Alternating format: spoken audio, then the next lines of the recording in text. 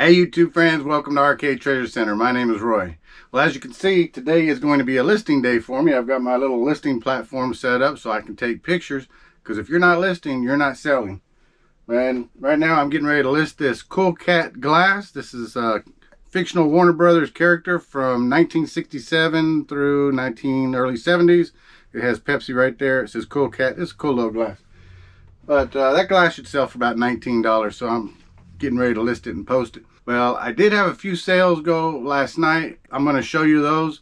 Before I get into it, you probably haven't seen much of me lately on the videos. That's because we got a new van. And if you didn't see the last video that I put out that showed that we got a new van, do a lot of explanation about it, why we got a van and what we're going to do with that van other than just go and source. There's going to be other things. So check out the last video if you didn't see it. You can go ahead and jump over to it and then come back to this one if you want to, or watch it after this video. But let me go ahead and show you the items that sold last night that I wrapped and shipped this morning already.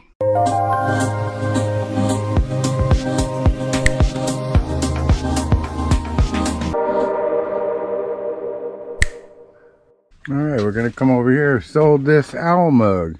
This is a Gibson owl mug. It's really nice. It's sold for $6.99 and the buyer paid the shipping. Okay, this is a glass bake mug, and I don't know if you see it through the plastic, but it says glass bake. This is yellow. Basically, it's milk glass with a yellow tint or covering on the outside. These aren't as good as Fire King or some other ones. They're just really good pure white ones. The yellow is a good color, but if you can find Fire King in jadeite, that's good. But this one has a few little mars on it, scratches, and I didn't want to make it worse. So this sold for $7.99 and the buyer paid the shipping. And these are good if you can pick them up for like a quarter, 50 cents, or under $1.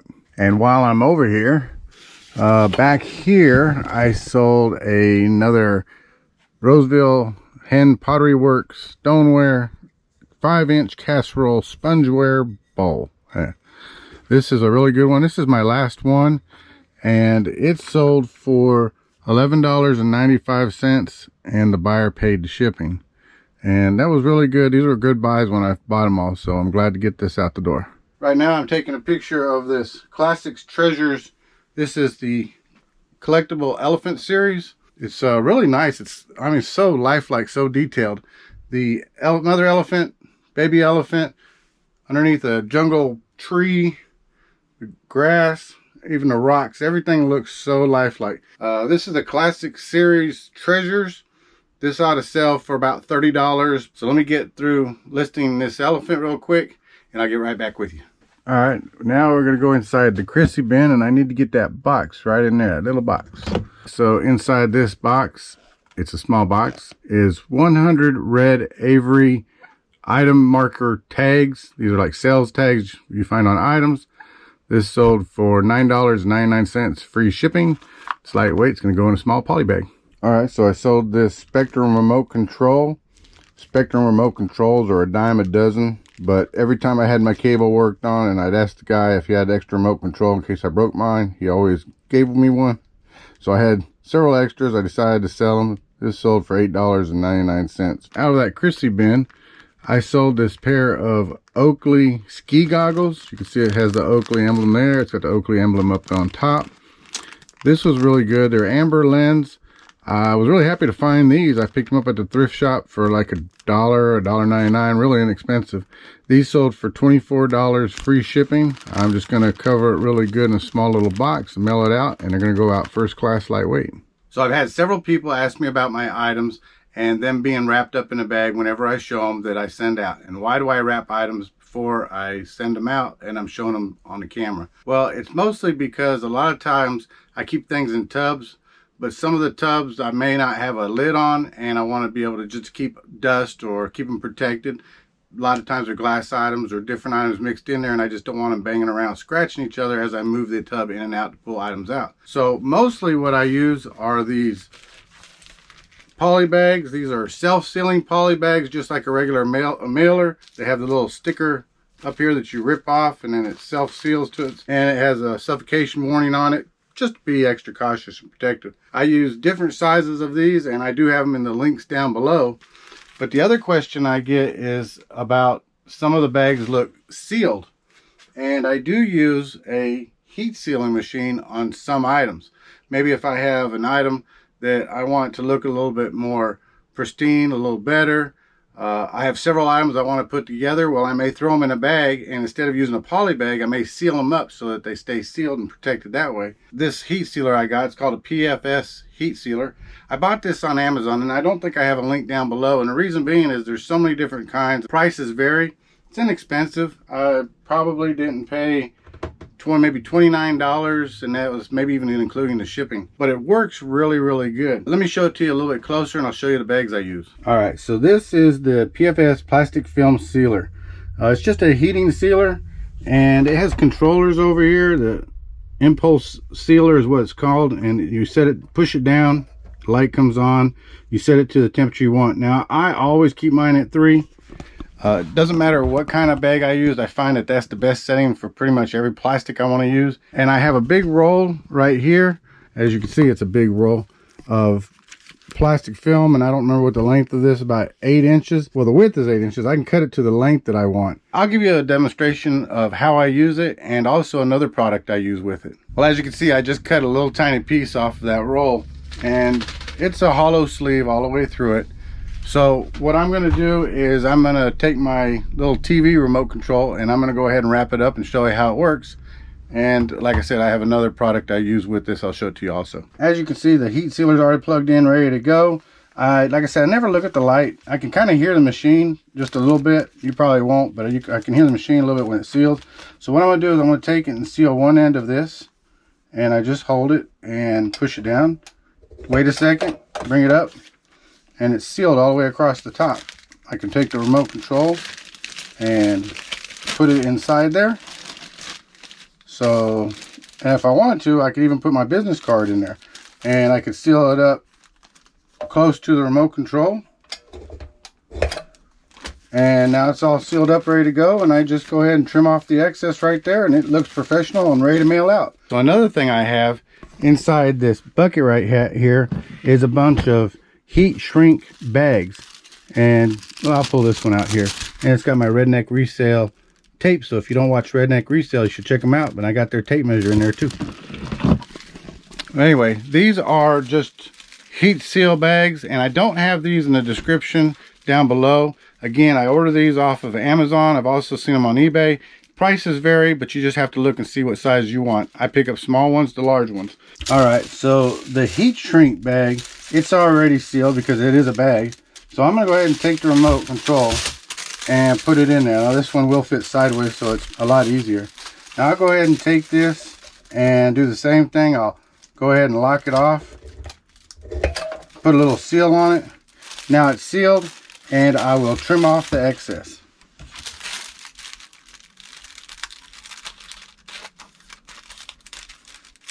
There.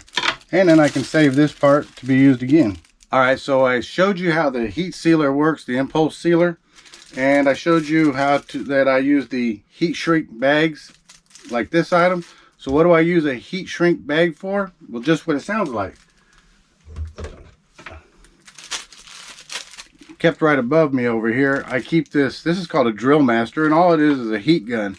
I picked this up at Harbor Freights, but you can buy these off of Amazon or eBay or Harbor Freights or anywhere else, and they're just heat guns. This one has a low and a high, and let me show you what I'm talking about when it comes to the heat shrink. Turn on low.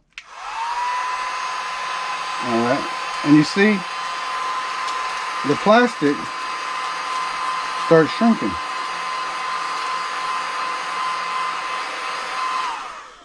And now this item is completely in a heat shrink cover, and it's sealed and it looks professional.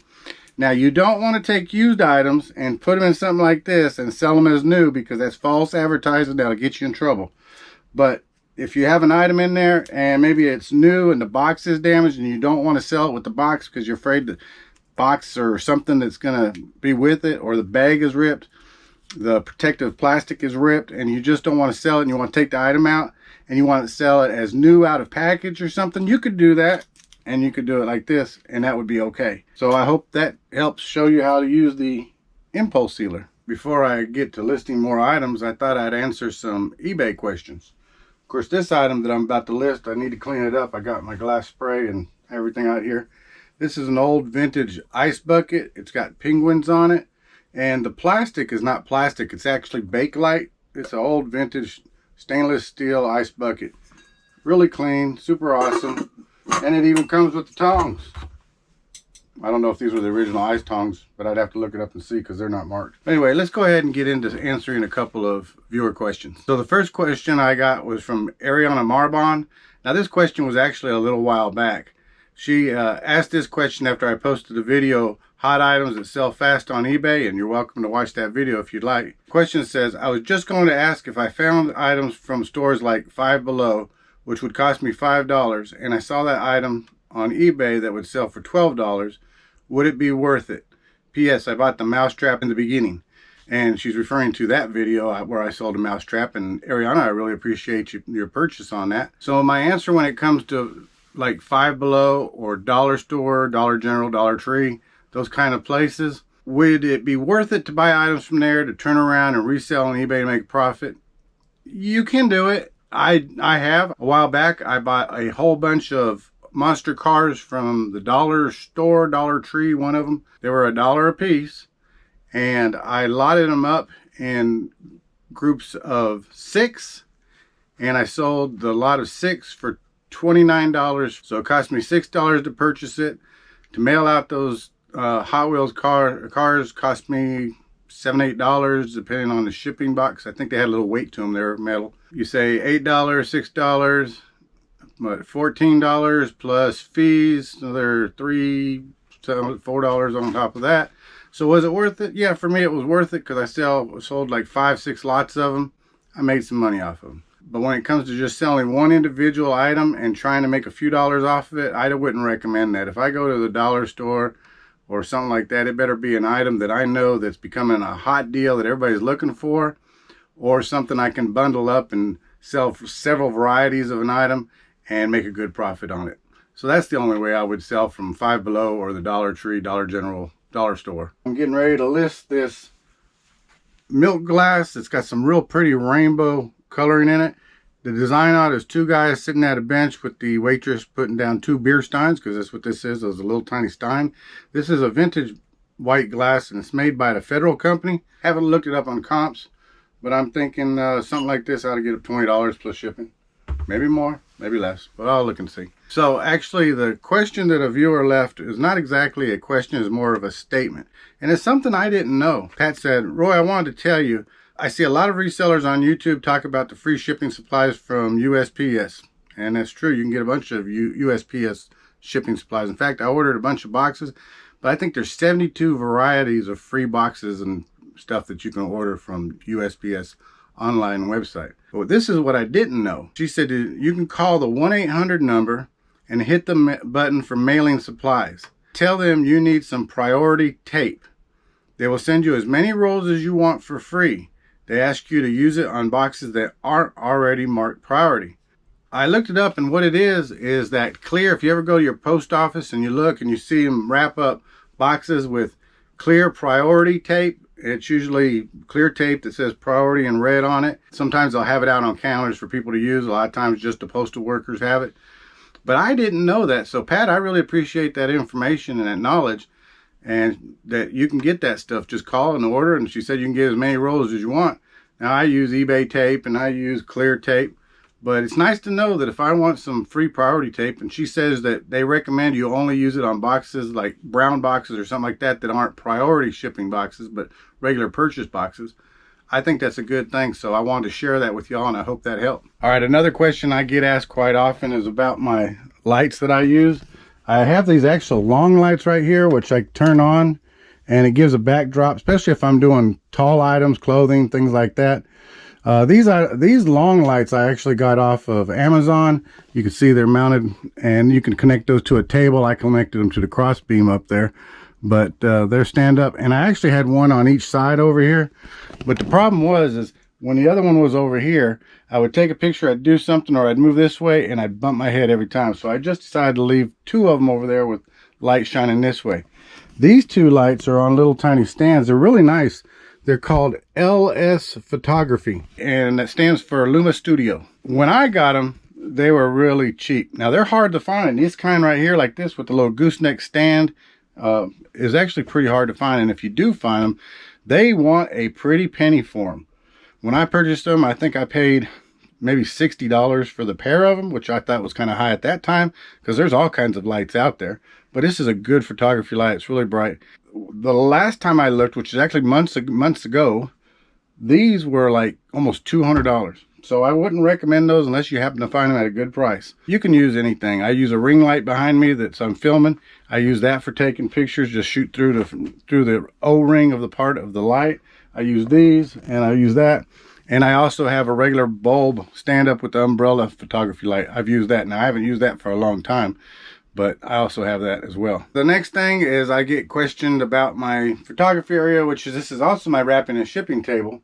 But as you can see, I have a black and white foam board, and I just keep this up here all the time. What it is this is a black foam board right here behind it, the white foam board. I can take pictures that way. Or I also keep this little piece of poster board, and I can take this off if I don't mess up the tape. And I can put it on here. And now, if I want to take a picture and I don't want this seam that you see back there showing, I could do it like this. And I also got one of this in a black poster board as well. People use black car mats. I think Lonnie over at Garage Flips uses a black car mat, and he lays it out flat, takes a picture, and then he folds it up like this. And he also has a piece of plastic Lexan or something that he uses. So there's different ways you can do things with your photography to make things look good. I like the white poster and I like the foam board, and I just, like I said, when I'm done, I just take this, put it back over here because it matches the wall, and then I'll take this and turn it upside down, and now I'm ready for my wrapping and shipping table. Let me turn some of these lights off.